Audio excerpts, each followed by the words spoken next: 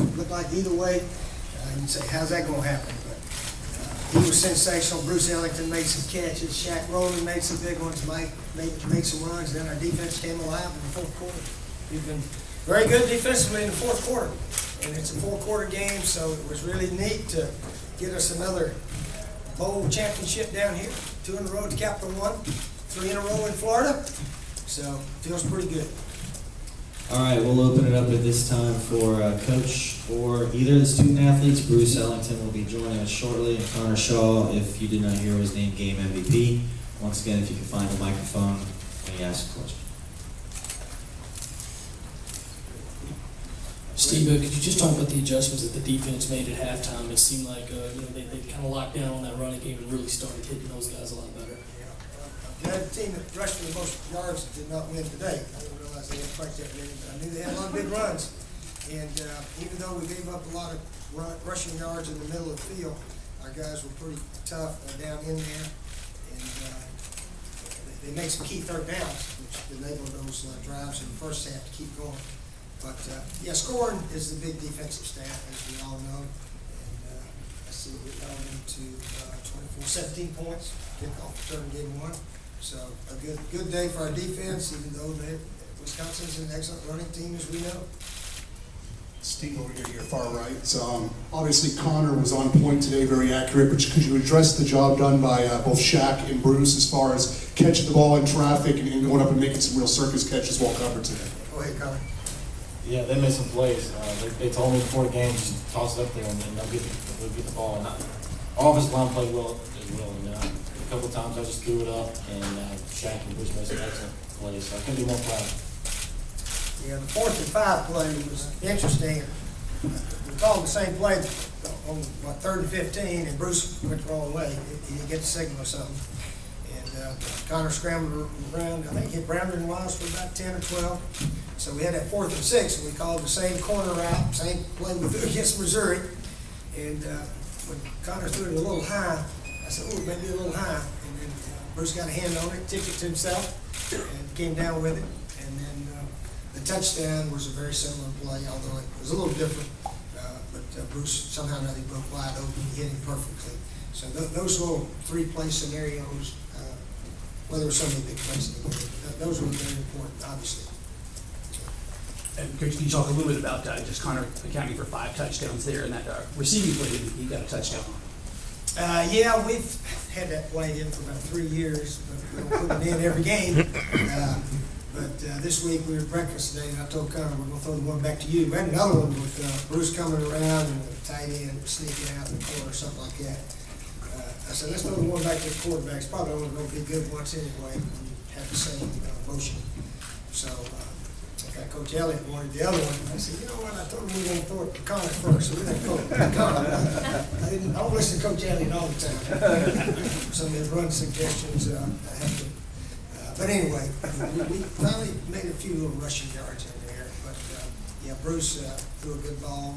Connor had sort of a good little acting job. He hands it all, and he's like, he's not going anywhere, and that guy hesitated just a moment, and he didn't break behind him. And Bruce got it in there.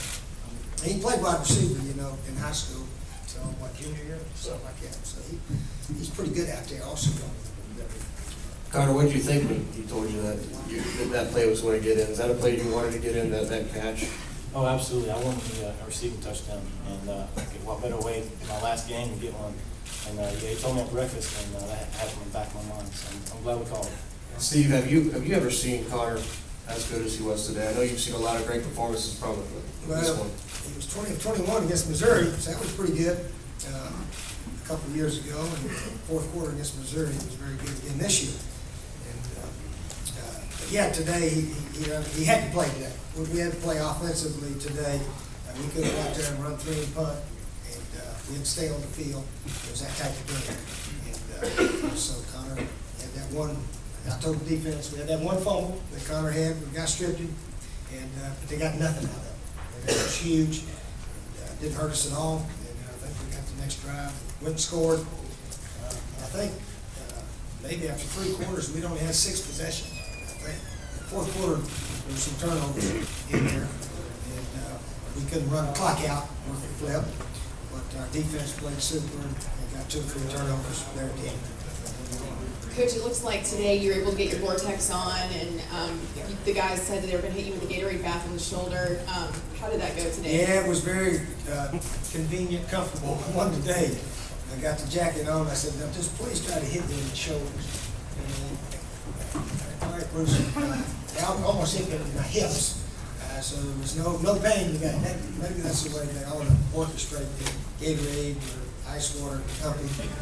But I'm glad Clowney got a piece of it. I had to tell him, get the bucket, hit me, I'm ready.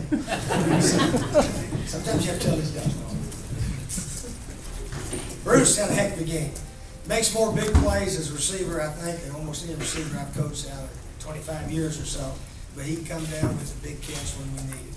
And certainly. Was that your first throw today? First touchdown pass? So, pretty good game. Pretty good day for Bruce Ellington also. Excellent.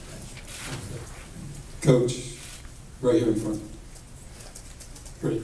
There's obviously a lot of bells and whistles and festivities going on during a bowl week. How do you balance, and you seem to have a good time at it, how do you balance that with obviously trying to get your team ready and trying to win a game? Well, you trust your older guys. You trust your older guys because there's a lot of free time. And we don't see them after practice till 11 o'clock curfew. We don't see them. So we trust that they know what to do and have good, wholesome, clean fun.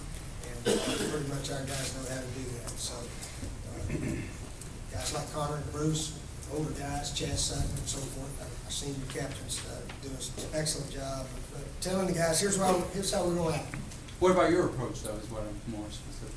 Oh, my approach has been the same almost all the years. What would you say, about like regular season? Connor, a little bit. This week is about like regular season as far as practices and attitude. Back in Columbia, we bump around a little bit. We don't try to get anybody hurt. We don't get fired up in Columbia. We try to build your momentum and enthusiasm as it gets up to game time, is what we try to do. That's what everybody tries to do, I guess. Ask Bruce something. He has a heck of it. Steve, this one's for you and then for both players to address. How much did this one feel like some of the 33 from the last 3 years, and that it's nip and tuck for a while, and there's a series of plays where you guys were able to make them win? Go ahead, Bruce. The guys, we came together as a team today. We worked together. Connor did a great job leading us. We just came as a team today. We just built on what we did all week and just came out and played.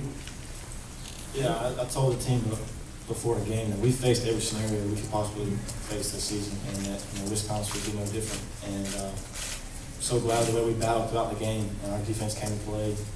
We just battled throughout the game, and I can't be more proud. Yeah, Connor likes the big games, and so does Bruce. And sometimes we have a few guys that they get a little shaky in big games or whatever, but not these guys. So when your key players like the tough situation, close games, fourth quarter, the way these two especially, and then you got a chance for good things to happen.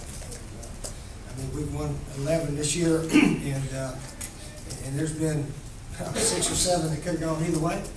And fourth quarter has really turned them into our favor. We lost one of them in Knoxville, but other than that, this has been a wonderful season with maybe the team we have, and the way it could have gone the other way, but it went our way so often this year. So we have a lot to be thankful for.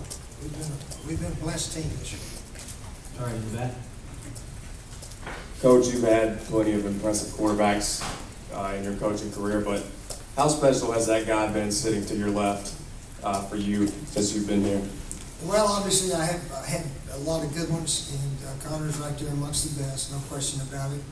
And we've won a bunch of games, 33-6 now in the last 3 years, and to finish like this.